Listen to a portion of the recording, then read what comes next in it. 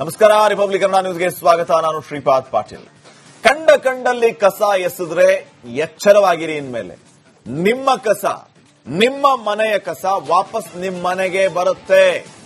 ಇದು greater Bengaluru authority ಅಭಿಯಾನ.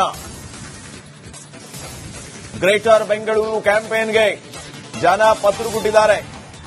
ಬೆಂಗಳೂರಿನ ಜನ ನೋಡಲೇಬೇಕಾದ, ಗಮನಿಸಲೇಬೇಕಾದ ವಿಷಯ ಇದು. ಬಹಳ ಜನರಿಗೆ ಒಂದು ಅಭ್ಯಾಸ ಇದೆ ನಮ್ಮಲ್ಲಿ, ಕವರಲ್ಲಿ ತಮ್ಮ ಮನೆ ಕಸ ತಗೊಂಡ್ಬರೋದು, ಅದನ್ನ ಎಲ್ಲೋ ಒಂದ್ ಕಡೆ ಬಿಸಾಕ್ ಹೋಗ್ಬಿಡೋದು. ದಯವಿಟ್ಟು ಆ ರೀತಿ ಮಾಡೋದಕ್ಕೆ ಹೋಗ್ಬೇಡಿ. ಇನ್ಮೇಲೆ ನೀವೇನಾದ್ರೂ ಆ ರೀತಿ ಮಾಡಿದರೆ ನಿಮ್ ಮನೆಗೇನೆ ರಾಶಿ ರಾಶಿ ಕಸ ತಗೊಂಬಂದ್ ಸುರಿತಾರೆ. ನಿಮ್ಮ ಮನೆಗೇನೆ ಆ ಕಸ ಬರುತ್ತೆ. ಸಿಲಿಕಾನ್ ಸಿಟಿ ಮಂದಿಗೆ ಜಿಬಿಎ ದಂಡಂ ದಶಗುಣಂ. ಇದು ಈ ವಿಚಾರವಾಗಿ ನೀವು ಕರೆ ಮಾಡಬಹುದು. ನಿಮ್ಮ ಅಭಿಪ್ರಾಯವನ್ನ ನಮ್ಮ ಜೊತೆಗೆ ಹಂಚ್ಕೋಬಹುದು. ಜಿಬಿಎ ಅವರು ಕರೆಕ್ಟ್ ಮಾಡಿದ್ರಾ ಅಥವಾ ಹೇಗೆ? ನಿಮ್ಮ ಅಭಿಪ್ರಾಯವನ್ನ ನಮ್ಮ ಜೊತೆಗೆ ತಿಳಿಸಿ. ಸ್ಕ್ರೀನ್ ಮೇಲೆ ನಂಬರ್ ಹೋಗ್ತಾ ಇದೆ, ನಂಬರ್ ಅನ್ನ ನೋಟ್ ಮಾಡ್ಕೊಳ್ಳಿ. ನಮಗೆ ನೀವು ಫೋನ್ ಮಾಡಿ ನಿಮ್ಮ ಅಭಿಪ್ರಾಯವನ್ನ ತಿಳಿಸಬಹುದು. ಫಸ್ಟ್ ಕಾಲರ್ ರೆಡಿ ಇದ್ದಾರೆ, ಪೂರ್ಣಿಮಾ ಅಂತ. ನಮಸ್ಕಾರ ಪೂರ್ಣಿಮಾ ಅವರೇ.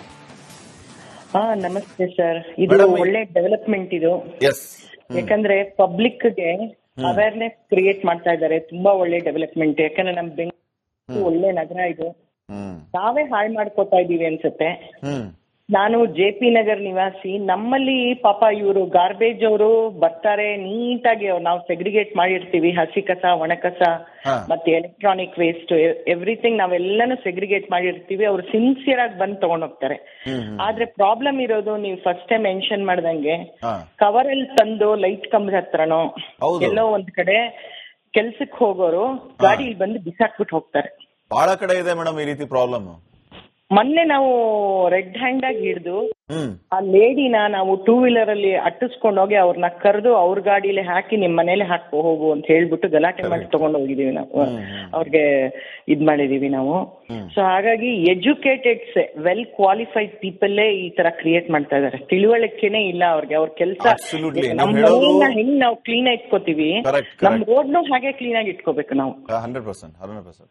ಹೇಳ್ದಂಗೆ ನಾವು ಬಹಳ ಕಡೆ ನೋಡಿದೇವಿ. ಈ ಬೆಳಿಗ್ಗೆ ಎದ್ದು ಒಂದ್ 2 ಕವರ್ ತುಂಬ್ಕೊಂಡ್ ಬರೋದು, ಅವ್ರು ಈ ಆಕ್ಟಿವಾ ಯಾವ್ದೋ ಒಂದು ಟೂ ವೀಲರ್ ಅಲ್ಲಿ ಬರೋದು, ಎಲ್ಲಿ ಲೈಟಿನ ಕಂಬ ಇರುತ್ತೋ ಅಥವಾ ಎಲ್ಲಿ ಜನ ಇರಲ್ಲೋ ಅಲ್ಲಿ ಬಿಸಾಕ್ ಹೋಗ್ಬಿಡೋದು. ಇದು ಎಷ್ಟರ ಮಟ್ಟಿಗೆ ಸರಿ? ಈಗ ಜಿಬಿಎ ಈ ರೂಲ್ಸ್ ಅನ್ನ ತಗೊಂಬಂತು ನಿಜ. ಅದಕ್ಕಿಂತ ರೂಲ್ಸ್ ಇಲ್ಲ ಅಂತಂದ್ರೂ ನಾವು ಯೋಚನೆ ಮಾಡ್ಬೇಕಲ್ವಾ? ಹಿಂಗೆ ಬಿಸಾಕ್ ಹೋದ್ರೆ ಹೇಗೆ? ಥ್ರೂ ಪ್ರಾಪರ್ ಚಾನೆಲ್ ಅದೊಂದು ಅಫೆನ್ಸ್ ಅಂತ ಕನ್ಸಿಡರ್ ಮಾಡ್ಬೇಕು ಸರ್ ಬಿಬಿಎಂಪಿ ಅವರು. ಅದಕ್ಕೆ ಒಂದು ಸರಿಯಾದ ಕ್ರಮ ತಗೊಂಡು ಅದಕ್ಕೆ ಸರಿಯಾದ ಶಿಕ್ಷೆ. ಅವರು ಪೆನಾಲ್ಟಿ ಹಾಕಿದ್ರೆ ಪೆನಾಲ್ಟಿ ಹಾಕ್ತಾರೆ, ಮತ್ತೆ ಅದೇ ತಪ್ಪು ಮಾಡ್ತಾರೆ. ಅವ್ರಿಗೆ ಕಾನೂನು ಪ್ರಕಾರ ಅವ್ರಿಗೆ ಕ್ರಮ ತಗೋಬೇಕು. ಯಾಕಂದ್ರೆ ಇದು ತುಂಬಾ ಸೀರಿಯಸ್ ಪ್ರಾಬ್ಲಮ್ ಸರ್. ಜಯನಗರಲ್ಲಿ ಪಾಪ ಅವ್ರ ಗಾರ್ಬೇಜ್ ಅವ್ರು ನಿಜವಾಗ್ಲೂ ಅವ್ರು ಸಿನ್ಸಿಯರ್ ಆಗಿ ಕೆಲಸ ಮಾಡ್ತಾ ಇದ್ದಾರೆ. ನಮ್ ಜಯನಗರ್ ಕಾನ್ಸ್ಟಿಟ್ಯೂನ್ಸಿಲೆನ್ಸ್ very neat and clean those people are. ಆದ್ರೆ ಜನಗಳೇನೆ ಅವೇರ್ನೆಸ್ ಇಲ್ಲ. ಜನಗಳಿಗೇನೆ ಅಲ್ಲಿ ಬಿಸಾಕೋದು ಇಲ್ಲ. ಅದ್ ಏನಾಗುತ್ತೆ ಅಂದ್ರೆ ಒಬ್ರೊಂದ್ ಕವರ್ ಹಾಕಿದ್ರೆ ಅಲ್ಲೇ ಅಕ್ಯುಮುಲೇಟ್ ಆಗ್ತಾ ಹೋಗ್ತದೆ ರಾಶಿ. ನಾವ್ ಎಷ್ಟಂತ ಕಣ್ಣಲ್ಲಿ ಕಣ್ಣಿಟ್ಟು ನೋಡ್ಕೊಳಕ್ ಆಗುತ್ತೆ. ಹಂಗೂ ನಮ್ ರೋಡಲ್ಲಿ ನಾವು ಒಂದು ಸಿಂಡಿಕೇಟ್ ಅಂತ ಮಾಡ್ಕೊಂಡು ನಾವು we are creating this awareness and maintain cleanliness maintain ಆಗ್ತಾ ಇದೆ. ಬಟ್ ಇದು ತುಂಬಾ ಒಳ್ಳೆ ಪ್ರೋಗ್ರೆಸ್ ಸರ್. ತುಂಬಾ ಒಳ್ಳೆ. Thank you madam, Republic Kannada ಜೊತೆಗೆ ಮಾತಾಡಿದಕ್ಕೆ. ಈಗ ನೆಕ್ಸ್ಟ್ ಕಾಲರ್ ರೆಡಿ ಇದ್ದಾರೆ, ಸುರೇಶ್ ಗೌಡ ಅಂತ. ಗೌಡ್ರೆ ನಮಸ್ಕಾರ. ಸರ್ ನಮಸ್ಕಾರ ಸರ್.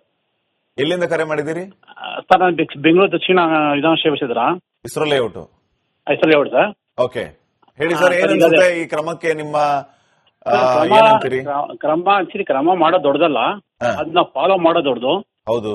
ಮತ್ತೆ ಸಾರ್ವಜನಿಕರು ತಪ್ಪು ಮಾಡ್ತಿರೋದಕ್ಕಿಂತ ಅದಕ್ಕೆ ಮೇನ್ ಕಾರಣ ನಮ್ಮ ಗಾರ್ಬೇಜ್ ಏನ್ ಟೆಂಡರ್ ಆಗಿದೆಯಲ್ಲ ಆ ಸಮಸ್ಯೆ.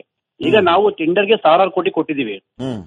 1,000 ಕೋಟಿ ಕೊಟ್ಟಿದ ಮೇಲೆ ಅದನ್ನ ವಿಲೇವಾರಿ ಮಾಡಿ ಯಾರು ಜವಾಬ್ದಾರಿ ಸರ್? ಮನೆ ಮುಂದೆ ಬರಲ್ಲ. ಟೆಂಡರ್ ತಗೊಂಡು ನಮ್ ದುಡ್ಡು ಟೆಂಡರ್ ದುಡ್ಡು ತಗೊಂಡಿದಾರಲ್ವಾ, ಇವ್ರು ಇಮಿಡಿಯೇಟ್ ಬಂದು ಕಸ ಕಲೆಕ್ಟ್ ಮಾಡ್ತಾ ಇಲ್ಲ ಏರಿಯಾದಲ್ಲಿ.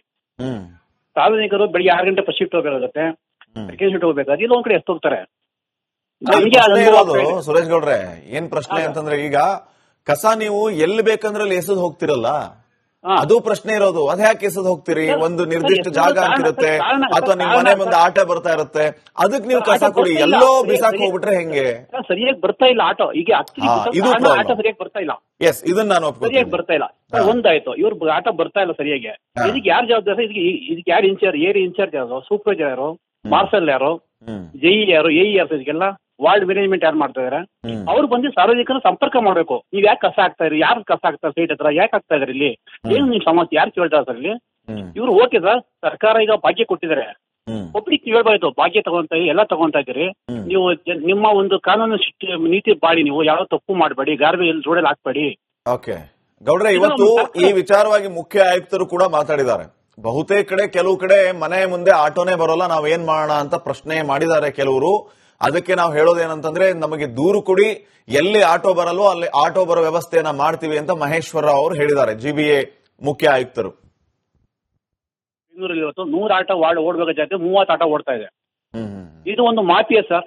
ನಾನು 10 ವರ್ಷ ಮುಂಚೆನೆ ಬೆಂಗಳೂರು ಫುಟ್ಪಾತ್ ವಂಡರ್ ಕನ್ನೋಟ ಅಂತ ಒಂದು ಶೋ ಮಾಡಿ ಎಕ್ಸಿಬಿಷನ್ ಮಾಡಿ ತೋರಿಸಿದ್ವಿ. ಇದನ್ನ ಫುಟ್ಪಾತ್ ಮೇಲೆ ಕಸ ಹಾಕ್ತಾರೆ ಅಂತ ಚಿತ್ರಕಲಾ ಪರಿಸ್ಥಿತಿ ಇದೆಲ್ಲ ಮಾಡಿ ತೋರಿಸ್ತೀವಿ ಸರ್ ನಾವು.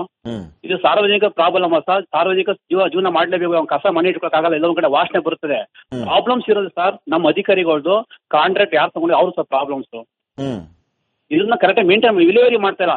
ಇವತ್ತು 80% ಬೆಂಗಳೂರಿನಲ್ಲಿ 100% ಕಸದಲ್ಲಿ 40% ಮಾಸ್ಟರ್ ಕಸ ತೆಗಿದಿರೋದು.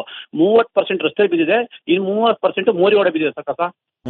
ಎಂಟರ್ ಬೆಂಗಳೂರು ನೀವು ನಾಳೆ ಸರ್ವೆ ಮಾಡಿ ಸರ್, ನನ್ನ ಜೊತೆ ಬನ್ನಿ, ನಾನು ತೋರಿಸ್ತೀನಿ. 100 ಭಾಗ ಕಸದಲ್ಲಿ 40% ಮಾತ್ರ ಕಸ ವಿಲೇವರಿ ಆಗ್ತಾ ಇದೆ. 60% ಒಂದು 30% ರೋಡ್ ಸೈಡ್ ಬಿದ್ದಿದೆ, ಇನ್ನು 30% ಮಳೆ ಬಂದಾಗ ಮೋರಿ ಒಡೆ ಹೋಗಿಸ್ಕೊಂಡಿದೆ. ಈ ಸಮಸ್ಯೆ ಸರ್. ಇದಕ್ಕೆಲ್ಲ ಕಾರಣ ನಮ್ಮ ಆಡಳಿತ ವಿಭಾಗ ಸರ್. ಈಗ ಆಯ್ತು ಸುರೇಶ್ ಗೌಡ್ರು, ನಂದೇನ್ ಗೊತ್ತಾ ಪ್ರಶ್ನೆ, ಈಗ ನೀವು ಟೆಂಡರ್ ತಗೊಂಡವರು ಬೇಕು ಅಂತ ವಿಳಂಬ ಮಾಡ್ತಾ ಇದ್ದಾರೆ, ಆ ವಿಲೇವಾರಿ ಕರೆಕ್ಟ್ ಆಗಿ ಮಾಡ್ತಾ ಇಲ್ಲ, ಹಿಂಗಾಗಿ ಕಸ ಎಲ್ಲ ಕಡೆ ಸ್ಟಾಕ್ ಬೀಳ್ತಾ ಇದೆ ಅಂತ ನೀವು ಹೇಳ್ತಾ ಇದ್ದೀರಿ, ಕರೆಕ್ಟಾ? ಈಗ ಏನು 100 ಜನ ಲೇಬರ್ ಹಾಕೋ ಜನ 100 ಜನ. ಒಂದ್ ನಿಮಿಷ ನಾನು ಹೇಳ್ತೀನಿ ನೋಡಿ. ಈಗ ನೀವು ಹೇಳ್ತಾ ಇರೋದು ಕಸ ವಿಲೇವಾರಿ ಮಾಡೋದಕ್ಕೆ ವಿಳಂಬ ಆಗ್ತಾ ಇದೆ, ಟೆಂಡರ್ ಹಿಡಿದವರು ಇಲ್ಲಿ ನಿರ್ಲಕ್ಷ್ಯ ಮಾಡ್ತಾ ಇದ್ದಾರೆ, ಅವ್ರನ್ನ ಕೇಳ್ಬೇಕು ನಾವು ಅಂತಿದ್ರಿ, ಕರೆಕ್ಟಾ? ನನ್ನ ಪ್ರಶ್ನೆ ಏನಂತಂದ್ರೆ, ಈಗ ಯಾರೋ ಒಬ್ರು ಒಂದ್ 3-4 ಕವರ್ ಅಲ್ಲಿ ಎತ್ಕೊಂಡ್ ಬರ್ತಾರಪ್ಪ ಕಸಾನ, ಎಲ್ಲೋ ಲೈಟಿನ ಕಂಬದ ಹತ್ರ, ಎಲ್ಲೋ ರೋಡ್ ಹತ್ರ ಬಿಸಾಕ್ ಹೋಗ್ಬಿಡ್ತಾರಲ್ಲ, ಅದನ್ನ ನಾವು ಪ್ರಶ್ನೆ ಮಾಡ್ತಾ ಇದೀವಿ. ಜಿಬಿಎ ಕೂಡ ಅದನ್ನೇ ಮಾಡ್ತಾ ಇರೋದು. ಯಾರು ಆ ರೀತಿ ಕಸ ಬಿಸಾಕ್ ಹೋಗ್ತಾರಲ್ಲ ಅಂತವ್ರಿಗೆ ದಂಡ ಹಾಕೋ ಕೆಲಸ ಮಾಡ್ತಿದ್ದಾರೆ ಅಂತ ಸರ್. ಹಾಕ್ಲಿ, ಸಂತೋಷ. ಮಾರ್ಸಲ್ ಬಿಟ್ಟು 3 ವರ್ಷ ಆಯ್ತು ಸರ್. 3 ವರ್ಷದಿಂದ ಮಾರ್ಸರ್ಗಳು ಇದು ಅವೇರ್ನೆಸ್, ಮನೆ ಹೋಗಿ ಅವೇರ್ನೆಸ್ ಮೂಡಿಸಿಬಿಟ್ಟು ಕಸ ಹಾಕರ್ ನಿಮ್ಗೆ ಶಿಕ್ಷೆ ಕೊಡ್ತೀವಿ, ನಿಮ್ ಮನೆಗೆ ವಾಟರ್ ಕಟ್ ಮಾಡ್ತೀವಿ, ನಿಮ್ ಮನೆಗೆ ಪವರ್ ಕಟ್ ಮಾಡ್ತೀವಿ, ನಿಮ್ ಭಾಗ್ಯ ಕೊಡ್ತಾ ಇದೀವಿ, ಇವಾಗ ಗೃಹ ಜ್ಯೋತಿ ಕೊಡ್ತಾ ಇದೀವಿ. ಈ ತರ ನೀವು ತಪ್ಪು ಮಾಡಿದ್ರೆ ಗೃಹ ಜ್ಯೋತಿ ಕಟ್ ಮಾಡಿ ಬಿಡಿ ಸರ್. ಅವ್ರಿಗೆ ಯಾಕೆ ಕೊಡ್ಬೇಕು ಸರ್ ಸಬ್ಸಿಡಿ? ನಮ್ ಪಬ್ಲಿಕ್ ಸರ್ಕಾರ 60,000 ಕೋಟಿ ಕೊಡ್ತಾ ಇದೆ ಇವತ್ತು ರಾಜ್ಯದಲ್ಲಿ. ಇವತ್ತು ನಮ್ ಪಬ್ಲಿಕ್ ಗೊತ್ತಾಗಲ್ವ ಇದೆಲ್ಲ? ಸರ್ಕಾರ ದಂಡಿಸ್ಲಿಬಿಡಿ ಸರ್. ಅಲ್ಲಿರೋ ಅಧಿಕಾರಿ ಕೊಡ್ಲಿ, ಏರಿಯಾ ವಾರ್ಡ್ ಅಲ್ಲಿ ನೇಮ್ ಬೋರ್ಡ್ ಹಾಕಿ ಸರ್, 8ನೇ ಅಡ್ಡ ರಸ್ತೆ ಅಂತ ಅಲ್ಲೊಂದು ಅಧಿಕಾರಿ ನಂಬರ್ ಹಾಕ್ಲಿ, ಅವ್ ಪಬ್ಲಿಕ್ ಯಾರು ಗೊತ್ತಾಗತ್ತೆ ಇಲ್ಲಿ ಯಾರು ಕಸ ಎತ್ತಕ್ ಬರ್ತಾರೆ ಅಂತ. ಸೊ ಜಿಬಿಎ ಅಧಿಕಾರಿಗಳನ್ನ ತರಾಟೆಗೆ ತಗೊಳ್ಳಿ, ಅಧಿಕಾರಿಗಳು ಕರೆಕ್ಟ್ ಮಾಡೋ ಕೆಲಸ ಮಾಡಿಬಿಟ್ರೆ ಒಳ್ಳೇದು ಅಂತ ನೀವು ಹೇಳ್ತಾ ಇದೀರಿ. ಥ್ಯಾಂಕ್ ಯು ಸುರೇಶ್ ಗೌಡ್ರೆ, ರಿಪಬ್ಲಿಕ್ ಕನ್ನಡ ಜೊತೆಗೆ ಮಾತಾಡಿದಕ್ಕೆ.